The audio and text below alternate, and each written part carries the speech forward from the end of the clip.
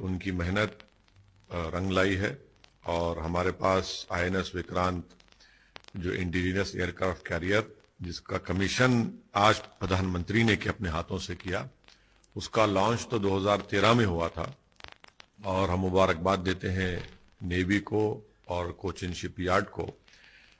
साथ ही साथ हमको इस बात को भी सोचना है कि प्रधानमंत्री नरेंद्र मोदी की सरकार हमको तीसरा एयरक्राफ्ट कैरियर चाहिए, उसकी इजाजत क्यों नहीं दे रहे हैं?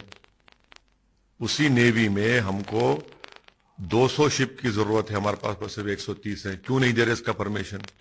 इसलिए नहीं दे रहे प्रधानमंत्री नरेंद्र मोदी क्योंकि उन्होंने भारत की इकोनॉमी को अपने गलत पॉलिसियों की वजह से बर्बाद कर दिया। उनके पास पैसे नहीं है तीसरा एयरक्राफ्ट कैरियर बनाने के लिए, और जो 130 शिप है, हमको 200 शिप की जरूरत है।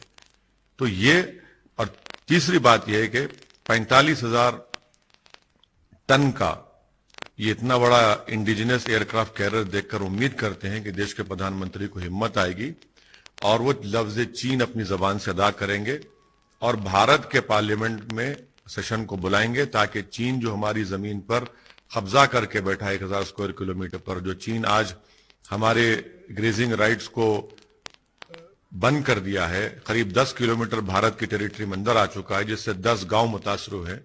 हम उम्मीद करते हैं कि ये इतना बड़ा विक्रांत को देखकर हमारे देश के प्रधानमंत्री को हिम्मत आएगी और वो चीन का नाम लेंगे और पार्लियामेंट का सेशन बुलाकर चीन की इस भारत की जमीन पर कब्जा के बारे में डिस्कशन होगा। सर, मेरा मानना यह है कि अगर किसी शख्स के आतंकवादी तंजीम से ताल्लुकात होते हैं तो यकीनन कानून को अपना काम करना चाहिए, उनको गिरफ्तार करना चाहिए और उनको कोर्ट से सजा दिलाना चाहिए। मगर असम में बोगैगांव में जो मदरसे को डिमोलिश किया गया वो कंडेमनेबल है, इसलिए कि हेमंत बिस्वा शर्मा की सरकार ने सिर्फ 12 घंटे का टाइम दिया नोटिस देकर, हाँ, और वो बिल्डिंग 3 साल से मदरसे की वहां पर बनी हुई है।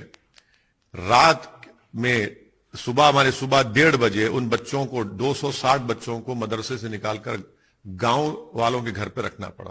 ये कौन सा इंसाफ है बताइए आप? और आप नोटिस में ये नहीं कहते, नोटिस में कहते कि सेक्शन 26 डिजास्टर मैनेजमेंट का वायलेशन किए। भाई 3 साल से बिल्डिंग खड़ी, आपको याद नहीं आया?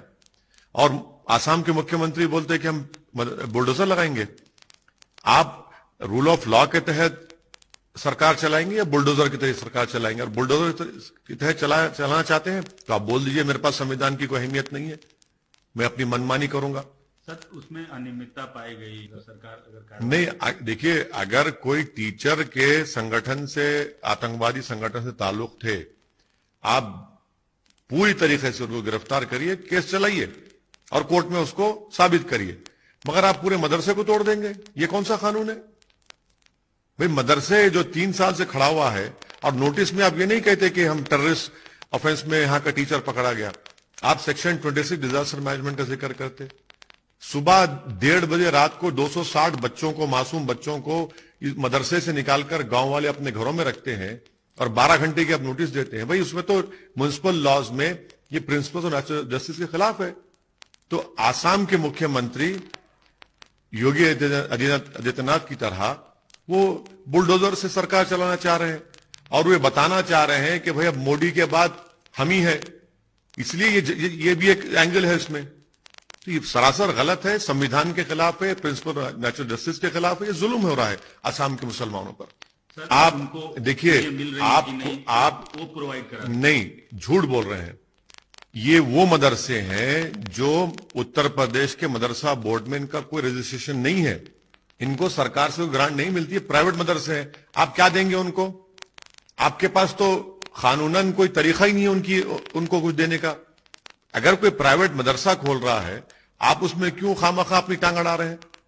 आप सर्वे क्यों कर रहे हैं? अरे भाई, अगर आपको survey National Commission for Child Protection Rights ने किया, वो तो एक नेशनल कमीशन है, कॉन्स्टिट्यूशनल बॉडी है, वो तो हिंदुत्व आइडियोलॉजी का प्रमोशन का एक अड्डा बन चुका है। अगर सर्वे करना है तो सबका करिए। जो मदरसा एजुकेशन बोर्ड आपके रजिस्ट्रेशन है, प्राइवेट स्कूल्स हैं, गवर्नमेंट के स्कूल्स हैं, बच्चियों के स्कूल्स हैं, सबका करिए ना। आपको मालूम हो जाएगा। मगर आप ये टारगेटेड सर्वे जो कर रहे हैं इसलिए कर रहे हैं ताकि कल डेटा जमा करके आप उनको हैरास करेंगे और उनको परेशान करेंगे। इसलिए मैंने कहा ये छोटा एनआरसी है। नहीं सर, नहीं, आप समझिए, नहीं, रेगुलाइज की जरूरत उसकी ना। जानकारी चाह रही है तो गलत क्या है? सुनिए, ये मदरसे तो ओवरग्राउंड काम कर रहे हैं ना, अंडरग्राउंड तो नहीं कर रहे हैं। आपके पास तो पूरी इंफॉर्मेशन है, क्या रेगुलाइज करेंगे आप? अरे भाई, आप पिछले 5 साल से उन मदरसों को जो आपके पास रजिस्टर्ड है मदरसा मॉडर्नाइजेशन बोर्ड के तहत उस स्कीम में, आपने 5 साल में सिर्फ 5 महीने की तनख्वाह उनको दी है। अरे वो तो तनख्वाह दे दो पहले। वो जो पंडित लोग पढ़ा रहे हैं, हिंदी मैथ्स पढ़ा रहे हैं, उनको भाई 5 साल में सिर्फ 5 महीने की तनख्वाह आप दिए हैं। कितना झूठ बोलेगी होगी सरकार?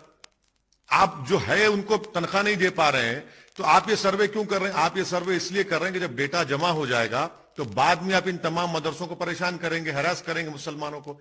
इसीलिए मैं कह रहा हूं कि आप बोल दीजिए ना कि कुरान पढ़ना बंद कर दो, नमाज पढ़ना बंद कर दो, अपने आप को मुसलमान कहलाना बंद कर दो, ये ऐलान कर दो आप। और आपने एनआरसी मिनी बिल्कुल छोटा एनआरसी है। आप जब डेटा जमा करेंगे क्या करेंगे? एनआरसी भी क्या करता है? अगर एनआरसी होगा तो पूरा डेटा मिलेगा, उसके बाद हरास करेंगे और फिर मुसलमान को स्टेटलेस बनाएंगे आप। तो ये छोटा एनआरसी है ये। अच्छा सर, एक अंतिम सवाल। ये सब तो हमको दुश्मन बोलते हैं, हमको बीजेपी से मिला हुआ कहते हैं, तो हमसे सवाल ही मत करिए। हम तो अछूत हैं। भारत की राजनीति में अगर कोई अछूत है तो उसका नाम असदुद्दीन ओवैसी और मजलिस इत्तेहाद मुस्लिमीन है। ये सब दूध के धुले हुए हैं। जितने आज जो दावेदारी पेश कर रहे हैं, ममता बनर्जी क्या भाजपा के साथ नहीं थी? क्या आरएसएस की तारीफ नहीं की थी? ये सब जितने दावेदार बनना चाह रहे हैं आज प्रधानमंत्री के बनने के जो दावे कर रहे हैं, ये भाजपा के साथ नहीं थे, सिवाय हमारे तेलंगाना के मुख्यमंत्री के। भाई ये तो हमसे क्या पूछ रहे हैं? ये तो हम पर ही कई गालियां देती हैं हमको, अनाप शनाप हमारे बारे में बकते हैं। और इन पर अगर हम सवाल करते भाई आप जब भाजपा से मिले तो क्या थे, तो फौरन इनको तकलीफ हो जाती है। तो ये तो वक्त तय करेगा। और सबसे बड़ी बात याद रखिए, देश में जब जनता तय कर लेती है, और जनता अगर तय करेगी कि नरेंद्र मोदी प्रधानमंत्री नहीं रहेंगे तो नहीं रहेंगे। जनता अगर तय करेगी कि कोई गुमनाम आदमी को बना देंगे प्रधानमंत्री तो बन जाएगा वो। ये हुआ है भारत की राजनीति में। सर लेकिन क्योंकि आप देखिए, मैं जो लड़ाई लड़ रहा हूं ना, वो सम्मान की, इज्जत की, हिस्सेदारी की लड़ाई लड़ रहा हूं, और इस पर कोई कॉम्प्रोमाइज मैं नहीं करूंगा। मैं मर जाऊंगा, उस पर कॉम्प्रोमाइज नहीं करूंगा मैं। मुझे हिस्सेदारी की मैं बात करता हूं, सम्मान की, हक की बात करता हूं, ये हमको मिलना चाहिए।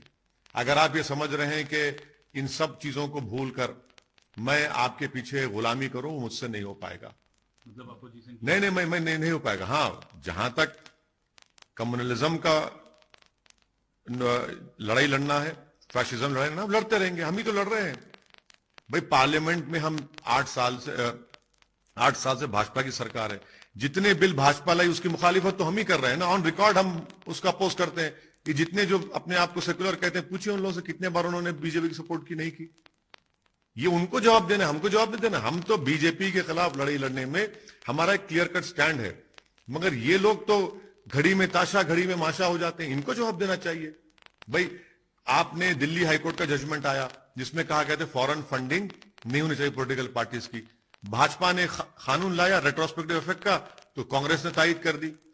यूएपीए का कानून अमेंडमेंट लाए अमित शाह, कांग्रेस ने और ये तमाम पॉलिटिकल पार्टीज ने उसकी तायद कर दी। ये इनको बताना है। भाई ममता बनर्जी अगर आरएसएस की तारीफ कर रही है, अगर वही बात अगर मेरी जबान से निकल जाती तो मेरे खिलाफ फतवा जारी कर देते ये सब लोग कि वही से अगर मरेगा तो कब्रिस्तान में जगह मत दो, क्योंकि वो बोल सकते हैं और मैं मुसलमानों की हक की बात करता हूं, उनके सम्मान की, उनकी हिस्सेदारी की बात कर रहा हूं, तो मैं मिला हुआ हूं और आप दूध के धुले हुए। ये हिपोक्रेसी नहीं है तो क्या है बताइए आप। सर कुछ आप देखिए, अगर आप मुसलमानों से, इस्लाम से नफरत करते हैं और भारत में मुसलमानों को अव्वल दर्जे का शहरी या सिटीजन नहीं मानते हैं, तो आप इसी तरह की बातें करेंगे ताकि उनको नीचे किया जाए, उनको दबाया जाए, उनको कुचला जाए, उनकी रिलीजियस आइडेंटिटी को खत्म कर दिया जाए। तो यही लोग जिनके दिलो दिमाग में नफरत भरी हुई है, जो संविधान से नफरत करते हैं, इस तरह की जबान इस्तेमाल करते हैं।